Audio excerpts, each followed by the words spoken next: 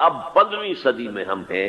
اب ایک بات میں کہہ رہا ہوں اور وہ میری ذاتی رائے ہے، گمان اندازہ اس میں مجھ سے اختلاف کرنے کا ہر ایک کو حق ہے. میرے نزدیک 15ویں صدی ہجری اب مجدد کامل الامام المہدی سلسلہ تجدید خلافت کی آخری کڑی کے ظہور کا وقت ہے. اس میں مجھے ایک تو قرآن مجید سے اشارہ ملا ہے، اشارہ ہے، میں اسے تفسیر نہیں کہتا. میرے نزدیک قرآن مجید میں چند آیتیں سورہ مدثر کی اور چند آیتیں سورہ انشقاق کی بڑی عجیب ہے. سورہ مدثر کی آیات میں حضور کی آمد کا نقشہ کھینچا گیا ہے. کلا والقمر واللیل اذ ادبر والصبح اذا اسفر انہا لإحدی الکبر نذیرا للبشر لمن شاء منکم ان یتقدم او یتأخر. نہیں، قسم ہے چاند کی. کلا والقمر واللیل اذ ادبر، اور رات کی جبکہ وہ پیٹھ موڑ لے جانے لگے اور صبح کی جبکہ وہ روشن ہو جائے. حضور سے پہلے 600 برس ایسے گزرے ہیں دنیا میں کہ نبوت کا سورج نہیں تھا، بس چاند جیسے مستعار روشنی چاند کی ہوتی ہے تو سابقہ انبیاء کی مستعار روشنی تو کوئی دنیا میں تھی، دھندلی دھندلی جیسی چاند کی ہوتی ہے، لیکن وہ سورج نہیں تھا. لیکن اب وہ رات ختم ہو رہی ہے، وہ لیل اذ ادبر جا رہی ہے. محمد صلی اللہ علیہ وسلم کا سورج، یہ شمس نبوت و رسالت طلوع ہو گیا. والصبح اذا اسفر انہا لإحدی الکبر. بہت بڑی باتوں میں سے ایک بات ہے جو ہوئی ہے، وہ معمولی واقعہ نہیں ہے. احدی الکبر، یہ تاریخ انسانی کے عظیم ترین واقعات میں سے ہے بے شک محمدی. نذیرا للبشر، پوری نوع انسانی کے لیے نذیر بن کر آئے. یہ تو ہے حضور کا معاملہ. لیکن اب جو معاملہ ہونا ہے دوبارہ، اس لیے کہ خلافت علی منہاج النبوت دوبارہ اب قائم ہوگی انشاءاللہ. حضور کے بعد میں آپ کو بتا چکا ہوں، خلافت راشدہ ختم ہونے کے بعد سے زوال زوال زوال زوال زوال زوال زوال زوال زوال، تھوڑا سا 2.5 سال کا 2 سال کا وقفہ آیا ہے حضرت عمر بن عبدالعزیز کا، ورنہ زوال زوال زوال زوال زوال. اگرچہ اس زوال کو 1000 سال لگے ہیں. یہ عمارت جو محمد نے بنائی تھی ایک دن میں نہیں گر گئی صلی اللہ علیہ وسلم. کھنڈر بتا رہے ہیں عمارت عظیم تھی. 1000 سال کے بعد پھر یورپ کے سیلاب نے آ کر اس کو گرایا ہے اور ختم کیا ہے. ورنہ 1000 سال تک سطوت و شوکت کے ساتھ امت مسلمہ تو موجود رہی ہے، چاہے اسلام جو ہے وہ حکومت کی سطح پر موجود نہیں تھا. بہرحال اب جو اس کا دور آیا ہے دوبارہ خلافت علی منہاج النبوہ کا دور، اس کا نقشہ سورہ انشقاق میں کھینچا گیا ہے. فلا اقسم بالشفق. اب دیکھیے سورج غروب ہو گیا. حضور کی بعثت کے وقت وہ سورج رسالت طلوع ہوا تھا، اب وہ سورج غروب ہو چکا ہے. سورج کے غروب ہونے کے بعد صرف روشنی رہ جاتی ہے شفق کی، سرخ سی، بس وہی باقی رہ گئی. اور باقی کیا رہ گیا؟ بدا الاسلام غریبا ویسعود کما بدا فطوبی للغرباء. فلا اقسم بالشفق واللیل وما وسق. رات کی سی تاریکی ہے اور جو کچھ اس نے اپنے اندر جمع کر لیا ہے. والقمر اذا اتسق، اور قسم ہے چاند کی جب کہ وہ بھر جائے. پورا بھرتا ہے کتنے دنوں میں؟ 14 دن. اور 14 صدیوں کے بعد اب پہلی صدی کا جس نے کہ تجدید کامل کی عمر بن عبدالعزیز، 14 صدیوں کے بعد اب 15ویں صدی میں الامام المہدی کے ظہور کا وقت قریب ہے. اب جو کچھ مجھے حضرت امام المہدی کے بارے میں کہنا ہے، دوبارہ اپنی بات دہرا رہا ہوں، یہ میرا ذاتی گمان ہے، اختلاف کیا جا سکتا ہے. میرا گمان یہ ہے کہ یہ اب جو مجدد آئیں گے وہ حضرت مہدی ہوں گے. پہلی بات تو یہ جان لیجئے کہ مہدی 2 ہیں، ایک شیعوں کے مہدی، ایک سنیوں کے مہدی. ان میں بڑا فرق ہے. شیعہ حضرات مہدی کو مانتے ہیں، وہ ان کے 12ویں امام ہیں. ان کے عقیدے کے مطابق انہیں پیدا ہونے کے فوراً بعد اس اندیشے سے کہ انہیں قتل کر دیا جائے گا ایک غار میں چھپا دیا گیا تھا. تقریباً 1200 برس سے وہ اس غار کے اندر ہیں. وہ روپوش ہیں، چھپے ہوئے ہیں، اسی لیے انہیں امام غائب کہا جاتا ہے. اور اب ان کا انتظار ہو رہا ہے، اس لیے انہیں امام منتظر بھی کہا جاتا ہے. اس لیے شیعوں کے دارالعلوم جو ہوتے ہیں دارالعلوم المنتظر، وہ اس لیے کہ ان کا انتظار کیا جا رہا ہے. تو یہ ہے اب وہ ان کا خیال ہے کہ آخری دور میں، آخری زمانے میں وہ ظاہر ہو جائیں گے، غار سے نکل آئیں گے. دیکھیے میں اس عقیدے کو اس بنا پر رد نہیں کرتا کہ یہ ناممکن ہے کہ کیسے کوئی شخص جو ہے 1200 برس تک کسی غار کے اندر زندہ رہ سکتا ہے. نہیں، میں سمجھتا ہوں ممکن ہے. 300 برس تک اصحاب کہف رہے کہ نہیں رہے؟ سوئے رہے. 300 ایئرس ہم مانتے ہیں. حضرت عیسیٰ اسی حیات عرضی کے ساتھ 2000 سال سے موجود ہیں آسمان پہ کہ نہیں؟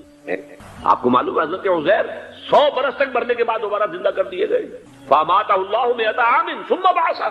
تو ناممکنات میں سے کوئی سوال پیدا نہیں ہوتا. لیکن یہ کہ آیا کوئی امامت معصومہ کا تصور قرآن اور حدیث سے ہمیں ملتا ہے؟ پھر یہ کیا یہ موروثی امامت کہ حضرت علی کی نسل جو حضرت فاطمہ سے چلی ہے اسی میں یہ امامت ہوگی؟ اس کے لیے ہمارے پاس کوئی دلیل نہیں ہے، ہم اس کو تسلیم نہیں کرتے۔ ہم تو سمجھتے ہیں کہ معصومیت ختم ہو گئی محمد الرسول اللہ صلی اللہ علیہ وسلم پر، خاتم المعصومین ہے محمد الرسول اللہ، اب ان کے بعد تو اجتہاد ہے اور خلافت ہے، عام معاملات میں اجتہاد ہوگا، نظام خلافت کا ہوگا۔ تو ہمارے نزدیک جو میں جس مہدی کا نام لے رہا ہوں وہ مہدی ہے جو ایک مجدد ہوں گے، جیسے کہ مجددین کے نام میں نے آپ کو گنوائے ہیں، مجدد الفسانی ہو، شاہ ولی اللہ ہو، سید احمد بریلوی ہو، شیخ الہند ہو، ایک ہوں گے انسان جو پیدا ہوں گے انسانوں کی طرح عام طور پر اپنی عمر کو پختگی کو پہنچیں گے، پھر وہ سامنے آئیں گے منظر پر، پھر وہ کام کریں گے، قیادت کریں گے، عرب میں ان کا ظہور ہوگا۔ دوسری بات یہ نوٹ کر لیجئے حضرت مہدی کے بارے میں،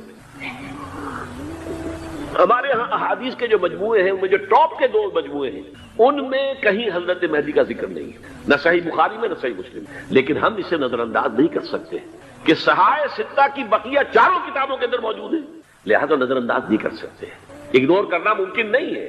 اب اس میں چاہتا ہوں کہ کچھ حدیثیں آپ کو میں سناؤں جن میں حضرت مہدی کا تذکرہ کیا گیا ہے۔ پہلی ہے وعن عبداللہ ابن مسعود قال قال رسول اللہ صلی اللہ علیہ وسلم، حضرت عبداللہ ابن مسعود سے روایت ہے، وہ فرماتے ہیں کہ حضور نے ارشاد فرمایا لا تذهب الدنيا حتى يملك العرب رجل من اہل بیتی، یہ دنیا ختم نہیں ہوگی جب تک کہ عرب پر میرے اہل بیت میں سے ایک شخص کی حکومت قائم نہ ہو۔ اور آپ کو معلوم ہے کہ آج تک عرب پر حضور کے اہل بیت کی کوئی حکومت قائم نہیں ہوئی، اور جب قائم ہوئی بھی تھی حضرت علی کو اگر شمار کیا جائے، اس لیے کہ حضور نے وہ جو مشہور واقعہ ہے کہ ایک چادر میں لے لیا تھا حضرت علی کو اور حضرت فاطمہ اور حضرات حسنین کو، اللہم ہؤلاء اہل بیتی، اے اللہ یہ بھی میرے اہل بیت ہیں، تو حضرت علی کی بھی حکومت منعقد نہیں ہوئی، پورے عالم اسلام پر ان کی حکومت نہیں تھی، اس لیے کہ شام اور مصر دونوں صوبے جو ہیں انہوں نے ان کی اطاعت قبول نہیں کی، اس حوالے سے یہ معاملہ ابھی ہونا ہے۔ لا تذهب الدنيا حتى يملك العرب رجل من اہل بیتی یواطئ اسمہ اسمی، اس کا نام وہی ہوگا جو میرا نام ہے، یعنی محمد صلی اللہ علیہ وسلم، اور ان کا نام بھی مہدی کا نام بھی محمد ہو، مہدی تو ان کا لقب ہے، یہ ترمذی میں بھی ہے، ابو داؤد میں بھی ہے، سنن ابی داؤد جامع ترمذی، بلکہ ابو داؤد میں ایک اور روایت ہے، قال حضور نے فرمایا لو لم يبقى من الدنيا الا يوم، اگر دنیا کی زندگی میں سے کچھ بھی نہ بچے سوائے ایک دن کے، لطول اللہ تعالی ذلك اليوم، تو اللہ تعالیٰ اس دن کو لمبا کر دے گا، حتی یبعث فیہ رجلا منی، یہاں تک کہ میرے خاندان میں سے ایک شخص کو اٹھائے گا، من اہل بیتی، میرے اہل بیت میں سے، یواطئ اسمہ اسمی و اسم ابی ہے اسم ابی، جس کا نام میرے نام پر ہوگا، جس کے والد کا نام میرے والد کے نام پر ہوگا، محمد ابن عبداللہ ان کا نام ہوگا، اور وہ یملأ الارض قسطا وعدلا کما ملئت ظلما وجورا، وہ سرزمین عرب کو عدل اور انصاف سے اسی طرح بھر دیں گے جیسے کہ وہ ظلم اور زیادتی سے بھر چکی ہوگی۔ دوسری روایت ہے حضرت ابو سعید خدری رضی اللہ تعالی عنہ سے، حضور نے فرمایا المہدی منی اجل الجبہۃ اقن الانف یملأ الارض قسطا وعدلا کما ملئت ظلما وجورا یملک 7 سنین، رواہ داؤد، کہ مہدی مجھ میں سے ہوں گے بڑی روشن پیشانی والے اور بڑی کھڑی ناک والے، وہ زمین کو بھر دیں گے انصاف سے اور عدل سے جیسے کہ وہ ظلم سے بھری ہوئی ہوگی، اور وہ 7 برس تک حکومت کرے گا۔ عرب میں خالص خلافت علی منہاج النبوہ کا نظام حضرت مہدی کے ہاتھوں قائم ہوگا اور 7 برس تک قائم رہے گا عرب کے اندر، اس کا اگلا مرحلہ میں بعد میں بیان کروں گا۔ تیسری روایت، اور اس کو میں اس لیے خاص طور پر سنا رہا ہوں کہ اس میں وہی الفاظ آئے ہیں جو میں نے ابتدا میں حدیث آپ کو سنائی تھی، اس کے الفاظ ہیں۔ عن ابی سعید قال ذکر رسول اللہ صلی اللہ علیہ وسلم بلاء یصیب هذه الامہ حتی لا یجد الرجل ملجا یلجا الیہ من الظلم، حضور نے ذکر فرمایا کہ ایک دور ایسا آئے گا انتہائی ابتلاء اور آزمائش اور مصائب کا کہ کسی شخص کو کوئی سر چھپانے کی جگہ نہیں ملے گی اس ظلم سے اپنے آپ کو بچانے کے لیے، فیبعث اللہ رجلا من عترتی و اہل بیتی، تو پھر اللہ میرے خاندان میں سے میرے اہل بیت میں سے اٹھائے گا ایک شخص کو، فَيَمْلَأُ بِهِ الْأَرْضَ قِسْطًا وَعَدْلًا، اور اس کے ذریعے سے اللہ تعالیٰ زمین کو عدل و قسط سے بھر دے گا، يَرْضَى عَنْهُ سَاكِنُ السَّمَاءِ، یہ وہی الفاظ آ گئے، اب اس سے پھر راضی ہو جائیں گے آسمانوں میں رہنے والے بھی، وَسَاكِنُ الْأَرْضِ، اور زمین میں رہنے والے بھی، لَا تَدَعُ السَّمَاءُ مِنْ قِطَرِهَا شَيْئًا إِلَّا صَبَّتْهُ، آسمان اپنا ایک قطرہ بھی نہیں روکے گا مگر یہ کہ اس کو زمین کے اوپر نثار کر دے گا، بارش کی شکل میں گرا دے گا، وَلَا تَدَعُ الْأَرْضُ مِنْ نَبَاتِهَا شَيْئًا إِلَّا أَخْرَجَتْهُ، اور زمین اپنی پیداوار میں سے کوئی شے نہیں چھپائے گی، نہیں روکے گی مگر کچھ کو ظاہر کر دے گی۔ یا یہ کہ دنیا میں اقتدار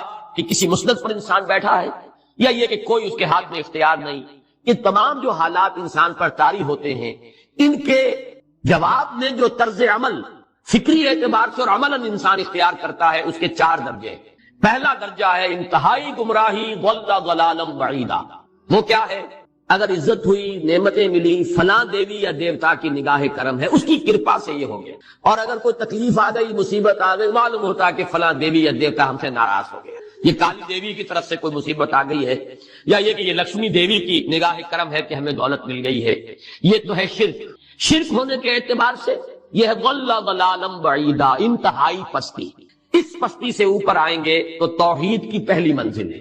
عزت دی اللہ نے دی، اگر کوئی تنگی آ گئی، فقر، تکلیف، کوئی ذلت، رسوائی، یہ بھی اللہ کی طرف سے۔ ایک اعتبار سے تو انسان ہدایت پر آ گیا، بڑی گہرائی تھی اس گندگی کی اور اس خباثت کی جو شرک جس کا نام ہے، اس سے انسان نکل آیا نجاست سے۔ توحید تو ہے لیکن ابھی اس میں اس کی گمراہی کا ایک ایلیمنٹ شامل ہے، اور یہ گمراہی سے جب تک آگے نہیں آئے گا، اوپر نہیں ابھرے گا، اس کا طرز عمل کیا ہوگا کہ ذرا کچھ مل گیا، عزت مل گئی، پھولے نہیں سما رہے، اب زمین پر قدم نہیں ٹک رہے، گردن اکڑ رہی، کہیں محرومی ہو گئی، کوئی تکلیف آ گئی، کوئی مشقت، فقر آ گیا، اب بجھ کر رہ گئے۔ ان دونوں کیفیات میں انسان کا پینڈولم جو ہے وہ ایکسٹریم کو جائے گا۔ یہ کب ہوگا؟ جبکہ انسان یہ سمجھتا ہے کہ اس دنیا میں جو دولت مل گئی یا عزت مل گئی تو یہ گویا کہ بڑی کوئی قابل فخر شے ہے، اور اگر یہاں پر کوئی تکلیف آ گئی، کوئی مصیبت آ گئی، فقر و فاقہ آ گیا تو یہ گویا کہ بہت ہی اہانت آمیز شے ہے۔ اگر یہ انسان سمجھے گا تو طرز عمل وہ نکلے گا، نتیجے کے طور پر جو میں بیان کر چکا ہوں، یہ گمراہی ہے۔ اس گمراہی سے نکلیں گے تو آپ کس مقام پر آئے؟ دوسری منزل ہدایت کی کیا ہے؟ نہ یہ عزت ہے نہ یہ ذلت ہے، دونوں حیثیتیں برابر ہیں کہ یہ امتحان ہے۔ اسی لیے ان دونوں آیتوں میں ایک لفظ قدر مشترک ہے، اذا مبتلاہ فاما الانسان اذا مبتلاہ ربہ فاکرمہ ونعمہ۔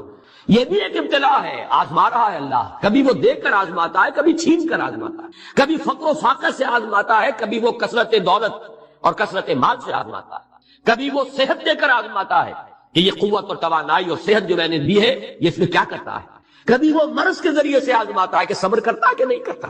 ہمارے لیے شکوہ اور شکایت تو اس کی زبان پر نہیں آ جاتی، نالا اور شیول تو نہیں آ جاتا، تکلیف جھیلتا کہ نہیں جھیلتا، اس میں تحمل ہے کہ نہیں ہے، تو صبر کرتا ہے یا شکر کرتا ہے۔ یہ دونوں کیفیات در حقیقت اس اعتبار سے مساوی ہے، یہ بھی امتحان، یہ بھی امتحان۔ یہ حقیقت جب سامنے ہوگی اب وہ پینڈولم جو ہے وہ بہت کم ہو جائے، یعنی انسان میں طبعی طور پر تو ایک اثر ہوتا ہے غیر اختیاری، کسی چیونٹی نے کاٹا آپ کے پاؤں پر، آپ اپنا پاؤں ہٹا لیں گے، اس میں کوئی ارادہ نہیں، یہ ریفلیکس ایکشن ہے، غیر اختیاری فعل۔ اس حد تک تو انسان ضرور متاثر ہوتا ہے، اس سے تو کوئی انسان جو ہے وہ بلند تر نہیں ہو سکتا۔ حضرت ابراہیم رضی اللہ تعالیٰ عنہ، حضور کے وہ نومولود فرزند، انتقال جب ہو رہا تھا آپ کی آنکھوں میں آنسو آ گئے۔ اب یہ ایک طبعی اثر ہے، ایک فعل ہے، انفعالی کیفیت ہے جو بالکل طبعی ہے، لیکن یہ نہیں کہ اس کی وجہ سے انسان کی زبان پر کوئی شکوہ آ جائے، کوئی شکایت آ جائے، یہ نہیں ہوگا، یہ ایمان کے منافی ہے۔ اسی طریقے سے اگر کوئی خوشی ہوئی ہے تو چہرے کے اوپر ایک نکھار آ جائے گا، تبسم آ جائے گا، اس سے زائد نہیں۔ اس حد تک تو یوں سمجھیے کہ انسان کا طبعی تقاضا ہے۔ اس سے زیادہ یہ پینڈولم اگر سوئنگ کر رہا ہے تو گویا کہ اس حقیقت سے انسان محجوب ہے کہ یہ بھی امتحان ہے، یہ بھی امتحان ہے، جو ہم سورہ حدید میں پڑھ چکے ہیں۔ ما اصاب من مصیبت فی الارض ولا فی انفسکم الا فی کتاب من قبل ان نبراها ان ذلک علی اللہ یسیر لکی لا تعصوا علی ما فاتکم ولا تفرحوا بما آتاکم۔ اللہ تمہیں کچھ دے تو اتراؤ مت، اللہ تم سے کچھ چھین لے تو اس کے اوپر افسوس مت کرو۔ یہ نتیجہ ایمان کا نکلنا چاہیے۔ اگر تمہیں ایمان ہے اللہ پر، اگر تمہیں یقین ہے کہ جو کچھ ہوا ہے اللہ کے اذن کے بغیر نہیں ہوا، اگر تمہیں یقین ہے کہ اللہ نے جو میرے لیے طے کیا ہے اس میں میرے لیے خیر ہی ہے، چاہے فی الحال فی الوقت فوری طور پر مجھے ناگوار محسوس ہو رہی ہے بات، لیکن یقیناً میرے لیے اس میں خیر ہے میرے رب کی طرف سے، کہ ہر کے ساتھ یہ ماریخ عین الطاف است۔ ہم تو شارٹ سائٹڈ ہیں، ہم دیکھ نہیں سکتے کسی شے کو، ہم اس کے ظاہر کو دیکھ کر گھبرا اٹھتے ہیں کہ یہ تو تکلیف آ گئی، کیا پتا اسی کے پردے میں اللہ کی رحمت آ رہی ہے۔ میں نے وہ رئیس امروی کے اشعار آپ کو کئی دفعہ سنائے ہیں۔ وہ وقت آیا کہ ہم کو قدرت ہماری سعی و عمل کا پھل دے، بتا رہی ہے یہ ظلمت شب کہ صبح نزدیک آ رہی ہے، ابھی ہے کچھ امتحان باقی، فلاکتوں کے نشان باقی، قدم نہ پیچھے ہٹے کہ قسمت ابھی ہمیں آزما رہی ہے۔ رئیس اہل نظر سے کہہ دو کہ آزمائش سے جی نہ ہارے، جسے سمجھتے ہو آزمائش وہی تو بگڑی بنا رہی ہے۔ اسی آزمائش سے تو بگڑی بنے گی، اسی سے تو تمہارا خیر جو ہے اجاگر ہوگا، سامنے آئے گا، پتہ چلے گا who's who، what is what۔ ابو بکر میں کتنا یقین اور ایمان تھا، یہ کیسے معلوم ہوگا؟ کیسے معلوم ہوگا کہ بلال میں کتنا سہار، کتنا تحمل تھا، کتنا صبر تھا، اگر وہ مصیبت ان پر نہ آتی کہ جو امیہ ابن خلف کے ہاتھوں ان پر قیامت اٹھ رہی تھی؟ تو یہ ساری چیزیں جو ہے ما اصاب من مصیبت فی الارض ولا فی انفسکم الا فی کتاب من قبل ان نبرأ ان ذلک علی اللہ یسیر لکھے لا تاسوا علی ما فاتکم ولا تفرحوا بما آتاکم واللہ لا یحب کل مختال فخور۔ اگر اس حقیقت سے محجوب ہو جاؤ گے تو پھر اختیال اور فخر اور گھمنڈ پیدا ہو جائے گا تمہارے اندر، یا دوسری طرف مایوسی، کمر ہمت ٹوٹ کر رہ جائے گی، خودکشی کرنے کو انسان آمادہ ہو جاتا ہے، ذرا کوئی ناکامی دنیا میں آ گئی، کوئی تکلیف آ گئی۔ یہ ہے در حقیقت تیسری منزل، ہدایت کی دوسری سیڑھی۔ پہلا کیا تھا؟ نہایت ضل ضلالا بعیدا، کوئی خیر مل گیا تو کسی دیوی کی نگاہ کرم، کوئی تکلیف آ گئی تو کسی دیوتا کی ناراضگی، یہ تو ہے ضل ضلالا بعیدا۔ اس سے اوپر آئے، یہ پہلی سیڑھی ہدایت کی ہے۔ عزت ہے تو اللہ کی طرف سے، اور اگر کوئی ذلت ہے، تنگی ہے تو اللہ کی طرف سے۔ یہ ہدایت کا آغاز ہو گیا، یہ توحید کی بنیادی منزل ہے۔ اس سے اگلی منزل، یہاں کی ذلت ذلت نہیں، یہاں کی عزت عزت نہیں۔ ذالک یوم التغابن، ہار اور جیت کے فیصلے کا دن تو قیامت کا دن ہے۔ وہاں معلوم ہوگا جس کو اس روز عزت ملی وہ عزت والا ہے، جو اس روز ذلیل ہو گیا وہ ذلت والا ہے۔ یہ تو امتحان ہے، دار الامتحان ہے۔ خلق الموت والحیات لیبلوکم ایکم احسن عملا، یہ تو دار الامتحان ہے۔ امتحان ہونے کے ناطے دونوں برابر ہیں۔ اس سے اوپر ہے ایک چوتھی منزل، ہدایت کی تیسری منزل۔ وہ کیا ہے؟ عام طور پر انسان یہ سمجھتا ہے کہ یہ جو آزمائش ہے تنگی کی اور فقر و فاقہ کی، یہ سختر آزمائش ہے، اور نعمتوں کی بارش ہو تو یہ آسان آزمائش ہے۔ یہ بھی ابھی گمراہی کا ایک پرت جو ہے اس کی باقی ہے۔ ابھی ہدایت کا جو کامل جو ہوگا انکشاف، وہ کب ہوگا؟ جب انسان اس حقیقت کو جان لے کہ جہاں وسعت ہو، دس از دی رے آف ہوپ۔ یہ امت قرآن سے اپنا تعلق توڑ بیٹھے۔ اور نمبر 2 ہے وہی سرمایہ داری بندہ مومن کا دین، یہ بھی سرمایہ پرست بن چکا ہے، دولت کا پجاری بن چکا ہے۔ یہ میرے لیے رے آف ہوپ ہے۔ مادہ پرستی، دولت پرستی، سرمایہ پرستی، زر اندوزی، وَإِنَّهُ لِحُبِّ الْخَيْرِ لَشَدِيدٌ، ان 2 لعنتوں کے اندر یہ مبتلا ہے۔ جانتا ہوں یہ امت حامل قرآن ہے وہی سرمایہ داری بندہ مومن کا دین۔ اور تیسری سب سے تلخ حقیقت، اس کی جو علمی اور روحانی جو رہنمائی کرنے والے لوگ ہیں وہ اندر سے خالی ہیں، کھوکھلے ہیں۔ جانتا ہوں میں کہ مشرق کی اندھیری رات میں بے ید بیضا ہے پیران حرم کی آستین، علماء ہیں اور صوفیاء ہیں اور پیشوا ہیں اور مسند نشین ہیں اور سب کچھ ہے، لیکن کسی کے آستین میں وہ موسیٰ والا ید بیضا نہیں ہے، خالی اندر سے کھوکھلے۔ اس کا نقشہ ایک حدیث میں آیا ہے جو لرزا دینے والی ہے۔ آج کا نقشہ ہے وہ بھی، حضور نے فرمایا یوشک ان یاتی علی الناس زمان، مجھے اندیشہ ہے لوگوں پر ایک زمانہ ایسا آ جائے گا، ذرا گنتی کی کیسا ہوگا، لا یبقى من الاسلام الا اسمہ، اسلام میں سے اس کے نام کے سوا کچھ نہیں۔ کہاں ہے اسلام دنیا میں؟ دکھاؤ، اجتماعی سطح پر دکھاؤ کہاں ہے۔ بلا یبقى من القرآن الا رسمہ، اور قرآن میں سے سوائے اس کے رسم الخط کے کچھ نہیں۔ معنی کہاں ہے قرآن؟ ہو رہی ہے اس کی طرف پیش قدمی، ہو رہی ہے تدریجاً، لیکن یہ اس حدیث کا جو ہے وہ سامنے ہے۔ مساجدہم عامرۃ، ان کی مسجدیں آباد تو بہت ہوں گی، بڑی بڑی مسجدیں، شاندار مسجدیں، عالی شان مسجدیں، بھری ہوئی بھرپور، جمعے کے اندر عیدین کا اجتماع۔ وہی خراب من الہدی، ہدایت سے خالی ہوں گی۔ ایک رسم پرستی ہو رہی ہوگی، ایک ریچولزم ہو رہی ہوگی، رہ گئی رسم اذاں روح بلالی نہ رہی، رہ گئے فلسفہ، رہ گیا تلقین غزالی نہ رہی۔ اور آخری بات، علماءہم شر من تحت عدیم السماء، ان کے علماء آسمان کی چھت کے نیچے کی بدترین مخلوق ہوں گے۔ من عندہم تخرج الفتنۃ وفیہم تعود، ان کے اندر سے فتنے برآمد ہوتے رہیں گے، فلاں کافر، فلاں یہ، فلاں وہ، فلاں وہ، اور فتنے ان کے اندر ہی جو ہے داخل ہوتے رہیں گے دوبارہ۔ یہ حدیث ہے۔ بہرحال یہ صورت تو ہے، لیکن ابلیس عجیب بات کہتا ہے، وہ بچاتا وہ سمجھ لیں، وہ فلسفے کا بڑا ایک گہرا مسئلہ اصل حاصل کے تقاضاؤں سے ہے، لیکن یہ خوف ہو نہ جائے آشکارا شرع پیغمبر کہیں۔ مجھے مسلمانوں سے اتنا خوف نہیں ہے کہ یہ دوبارہ شرع پیغمبر کو لے آئیں گے، اصل حاضر کے تقاضاؤں سے خوف ہے۔ یہ کیا بات ہے؟ آپ نے کبھی سوچا بھی نہ ہوگا شاید۔ دیکھیے یہ ایک فلسفہ ہے، ہیگل کا ہے، پھر اسی پر مارکس کا فلسفہ آیا ہے، میٹیریلزم، ڈائلیکٹیکل میٹری۔ وہ فلسفہ کیا ہے؟ دنیا میں ایک سلسلہ چل رہا ہے، تصادم اور ارتقاء۔ ایک نظریہ سامنے آیا، اسے انسان نے ٹرائی کیا، اس کی خرابیاں ظاہر ہوئیں، تو اسی کی کوکھ سے اس کا ایک اینٹی تھیسس وجود میں آیا۔ اب دونوں میں ٹکراؤ ہوا، ان دونوں کے ٹکراؤ سے ایک نئی چیز، تیسری چیز ڈیولپ ہو گئی جو پہلے سے بہرحال بہتر ہوئی۔ اب جو یہ نئی چیز بنی یہ خود تھیسس بن جاتا ہے، کیونکہ یہ بھی آسمانی ہدایت پر مبنی نہیں ہے، اندھے بہرے مادے کا سفر ہے جو جاری ہے، مکمل تو نہیں ہوتا، حق کامل تو نہیں ہوتا، اس میں جو ڈیفیشنسی ہے وہ پھر اپنا ایک ری ایکشن پیدا کرتی ہے، پھر وہ تھیسس پھر اینٹی تھیسس کو جنم دیتا ہے، پھر ان میں ٹکراؤ ہوتا ہے، پھر آگے بڑھتا ہے۔ یہ ہے جس کو کہتے ہیں ڈائلیکٹک۔ یہ تاریخ چل رہی ہے اس اعتبار سے کہ جہاں ایک طرف وہ خیر و شر کا معاملہ چل رہا ہے، وہیں پر بھی اسی پروسیس کے دوران یہ جو ایک ڈائلیکٹیکل پروسیس ہے یہ بھی آگے بڑھ رہا ہے۔ نو انسانی بحثیت مجموعی شر سے خیر کی طرف آ رہی ہے۔ اب اس کی مثال لے لیجیے، پہلے دنیا میں بادشاہت تھی، جاگیرداری تھی، انسان مجبور، کسان، غریب، پسا ہوا، رد عمل پیدا ہوا، جمہوریت آئی، یقیناً بہتر بات ہے، لوگوں کو حقوق حاصل ہوئے، لوگوں کو عزت نفس حاصل ہوئی، ہم بھی انسان ہیں، یہ بھی انسان تھے، بادشاہ یہ کیسے ہم پر حکومت کر رہے ہیں؟ اب اس کے اندر کیپٹلزم پیدا ہو گیا، نتیجہ کیا نکلا؟ پہلے بادشاہ سر پر سوار تھا، اب سرمایہ دار سوار ہو گئے، پہلے جاگیردار سوار تھا، اب کارخانے دار سوار ہو گئے، رست از یک بند کا افتاد در بندے دیگر، آسمان سے گرے کھجور میں اٹک گئے، پھر رد عمل ہوا، پھر کمیونزم برآمد ہوا، اسی کی کوکھ سے کیپٹلزم کا رد عمل کمیونزم۔ اب یہ شکل ہے کہ جو چل رہی ہے وہ کمیونزم مر گیا ہے، اب انسان ایک دو راہے پر کھڑا، اب آگے کہاں جائے گا؟ یہ ڈائلیکٹیکل پروسیس کہاں جائے گا؟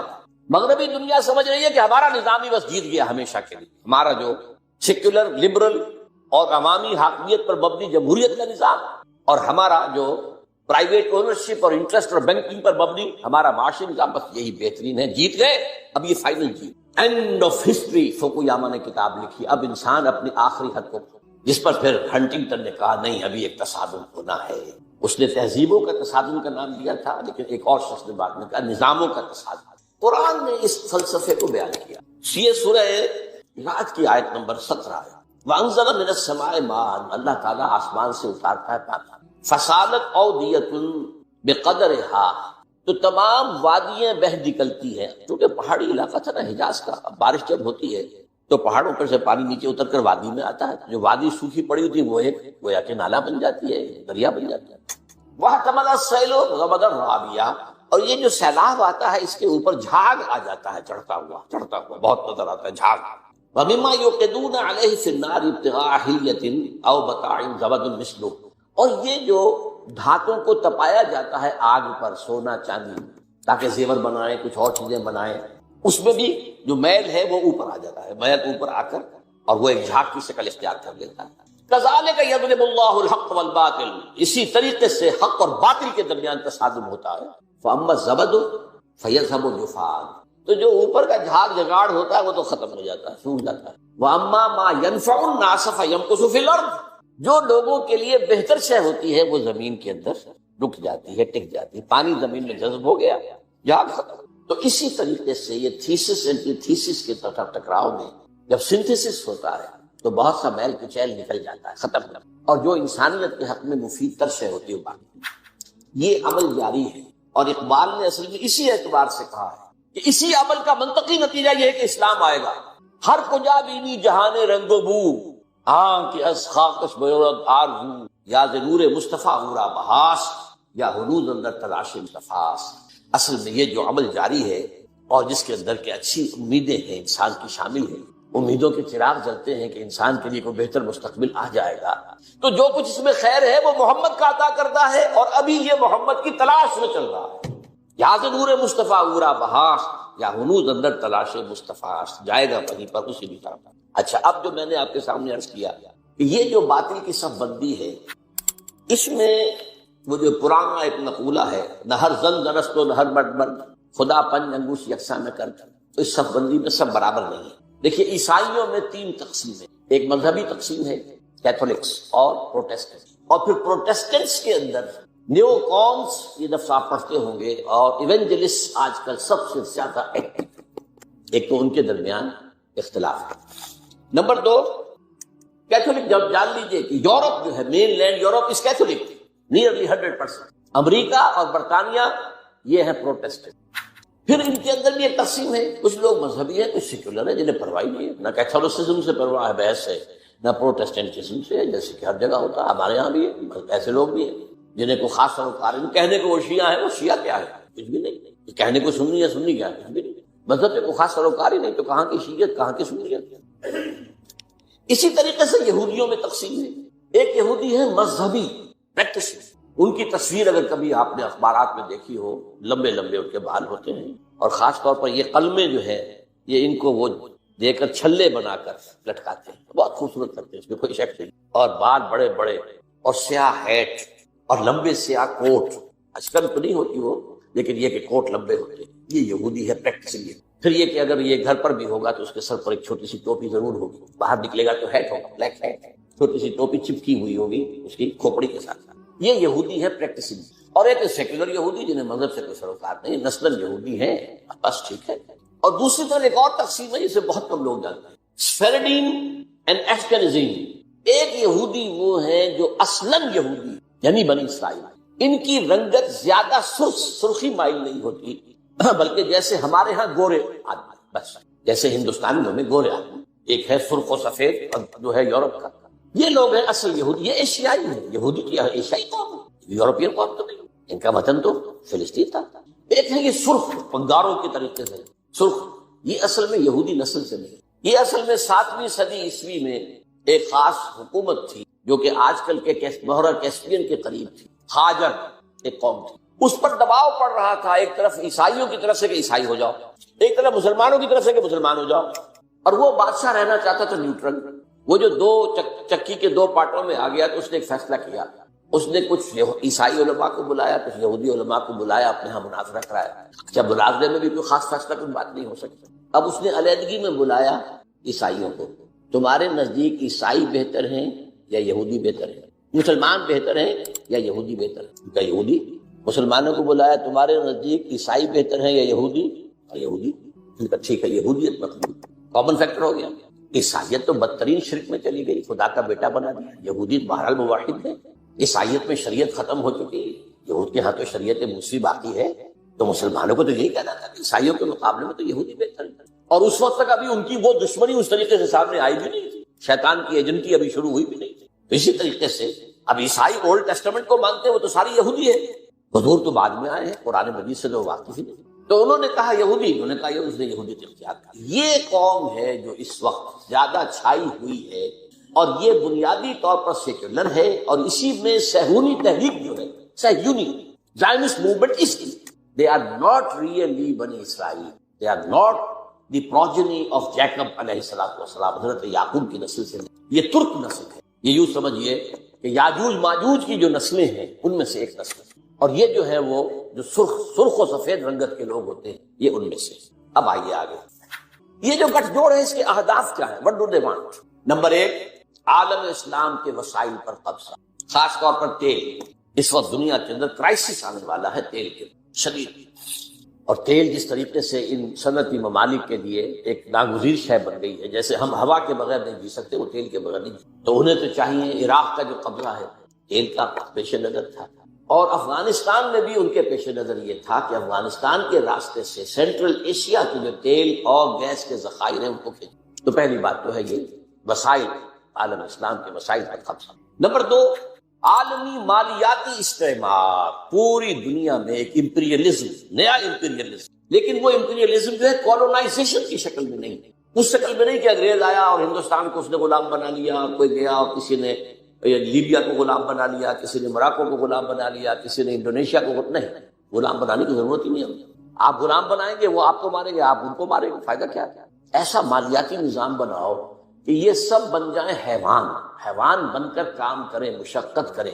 اس مشقت سے جو حاصل ہو اس کو ہم اپنے بینکنگ کے نظام کے ذریعے سے اس کی کریم کھینچ لیں، تلچھٹ چھوڑ دیں. آخر انہیں بھی تو سسٹین تو کرنا ہے نا. وہ ختم ہو جائیں گے تو پھر آگے محنت کون کرے گا؟ آگے والا جو ہے شام کو گھوڑے کو چارہ نہیں ڈالے گا، اگر کوئی چنا ونا نہیں، دال وال نہیں دے گا تو اگلے کیسے جو لہٰذا وہ ان کو چھوڑ دو، کریم کھینچ دو. تو تمہیں آم کھانے سے غرض ہے کہ پیڑ گرنے سے؟ یہ ہے عالمی مالیات. اس کا بھی سربراہ امام امریکہ ہے، اور اس سے بھی اوپر ٹاپ پر اصل میں یہودی بینکرز، بینکوں کا نظام انہوں نے ایجاد کیا. یہ اس پروسیس کا حصہ ہے جو میں نے کہا تھا، انہوں نے جو ریگین کی اپنی پوزیشن عیسائیوں کے مقابلے میں. تو بینکنگ کا نظام، این بنوک، این فکر چالاک یہود، نور حق السینہ آدم ربود. اس بینکوں کے نظام نے انسان کے اندر سے جو نور حق ہے، وہ جو روح ربانی ہے، اسے کھینچ لیا سب تا کہو بالا نہ گرد دی نظام، دانش و تہذیب و دی سودائے خام۔ جب تک یہ نظام کہو بالا نہیں ہوگا، کہاں کی دانش، کہاں کی تہذیب، کہاں کا مذہب، کہاں کا دین، یہ سب نام ہے جنہیں قل ہی الا اسماء سمن ہی الا اسماء سمیتم۔ تو دوسری بات یہ ہوگی۔ تیسری بات ہے وہ اپنی تہذیب کا تحفظ کرنا، اپنی تہذیب اور تمدن دونوں۔ یہ جو اقبال نے لفظ استعمال کیا ہے تہذیب نے، پھر اپنے درندوں کو، میں حیران ہوتا اس شخص کے بارے میں، وہ الفاظ جو آج بش کہہ رہا، اور سویلائزیشن، ہمیں خطرہ، ہماری تہذیب کو خطرہ، یہ سارے کے سارے تل گئے ہماری تہذیب کو ختم کرنے۔ اور بیل ہی یہی الفاظ استعمال کیے تھے اپنے وقت کے فرعون اعظم نے، مصر کا فرعون، ان ہاذان لساحران یریدان ان یخرجاکم من ارضکم بسحرہما ویذھبا بطریقتکم المثلی۔ یہ جو موسیٰ اور ہارون آ گئے نا، یہ دو جادوگر ہیں، یہ چاہتے ہیں اپنے جادو کے بل پر تمہیں اپنے ملک سے بے دخل کر دیں اور تمہاری مثالی تہذیب کو ختم کر دیں۔ وَيَذْهَبَا بِطَرِيقَتِكُمُ الْمُثْلَىٰ۔ آج در حقیقت وہ چاہتے ہیں کہ اپنی اس تہذیب اور تمدن کا اور اپنے نظام کا، خاص طور پر مالیاتی نظام، وہ سارا معاملہ جو مالیاتی استحصال کا ہے وہ تو اسی پر تو مبنی ہے، مالیاتی نظام ختم تو ختم۔ اور وہ اسی لیے عالم اسلام پر اس نظام کو، تہذیب جمع تمدن، اس کو ٹھوسنا چاہتا ہے بزور طاقت سے۔ اس کے لیے ڈالر بھی خرچ کر رہے ہیں، ارب ہا ارب، خرب ہا خرب۔ اس کے لیے این جی اوز کی فوجوں کی فوجیں ہیں جو بنا دی گئی۔ اس کے لیے نہ معلوم کس طریقے سے، کیسے ہمارے ہاں کے ٹیلی ویژن چینلز کو خریدا گیا ہے، اور ان کے ذریعے سے جو ہے وہ سارے اپنی ویلیوز کو پروپیگیٹ کر رہے ہیں اور اسلام کے شعائر کی بےخبری کر رہے ہیں۔ سارا کچھ ظاہر بات ہے، پیسہ ان کے پاس ہے، اقتدار ان کے پاس ہے، طاقت ان کے پاس ہے، وہ چاہتے ہیں۔ اور اب سے کچھ پہلے تک تو ایک معاملہ اور تھا، اب کچھ اور ہو گیا، یہ بھی نوٹ۔ اب سے کچھ پہلے تک ان کا معاملہ یہ تھا کہ اسلام ایز اے مذہب سے ہماری کوئی دشمنی نہیں، ہم اسلام as a then, political Islam, یہ نظام کی بات جو تم کرتے ہو، یہ خلافت کا نام جو لیتے ہو، یہ ہم برداشت نہیں، نتھنگ ڈوئنگ۔ اب ہوتے ہوتے وہ یہاں تک آ گئے ہیں کہ اصل میں تو سارے برائی کے بیج ان کے خیال میں مذہب ہے۔ اب ان کے جو رائٹرز ہیں اور ان کے بڑے بڑے جو لوگ مفکرین ہیں وہ کہہ رہے ہیں اسلام in itself، Quran in itself، Muhammad himself is evil۔ نعوذ باللہ، قرآن ایول ہے، اسلام ایول ہے اور محمد ایول ہے۔ تو یہ ایک عظیم جنگ ہے اسلام اور مسلمانوں کے خلاف، اسلامی تہذیب و تمدن کے خلاف۔ وہ اس میں چاہتے ہیں کہ اسلام کی بہتری کریں۔ نمبر 4 یہ اسلام کے احیاء کے عمل کو ہر قیمت پر روکنا ہے، at any cost، کم وقت میں جہاں بھی سر اٹھائے گا کچل دیں۔ یہ ان کا چوتھا ہدف۔ 5واں، یہ ذرا لمبی سی بات ہے تھوڑی سی، یہ ہے ایک علاقائی پروگرام۔ ایک بہت بڑی جنگ ہونی ہو تو ہو، اور ہو جائے اور جلد از جلد ہو جائے، آرمیگیڈون، نتیجے میں گریٹر اسرائیل قائم ہو جائے تاکہ پوری دنیا میں جو ڈائسپورا میں ابھی اسرائیلی پھیلے ہوئے ہیں وہ آ جائے، مسجد اقصی اور گنبد صخرہ گرایا جائے، تھرڈ ٹیمپل حضرت سلیمان کا بنایا ہوا معبد تیسری مرتبہ تعمیر کیا جائے، اس میں حضرت داؤد کا تخت لا کر رکھا جائے۔ وہ تخت آج بھی موجود ہے، ویسٹ منسٹر ایبے، برطانیہ کی پارلیمنٹ کے ساتھ جو چرچ ہے اس میں وہ رکھا ہوا ہے۔ وہ ایک پتھر تھا جس پر حضرت داؤد علیہ السلام کو بٹھا کر ان کی تاج پوشی کی گئی تھی، وہ رہا ہے، ہیکل کے اندر موجود رہا۔ وہاں سے ٹائٹس رومی لے گیا سن 70 میں اسے، روم سے گیا آئرلینڈ سے آیا اسکاٹ لینڈ سے آیا برطانیہ، اب وہ وہاں موجود ہے۔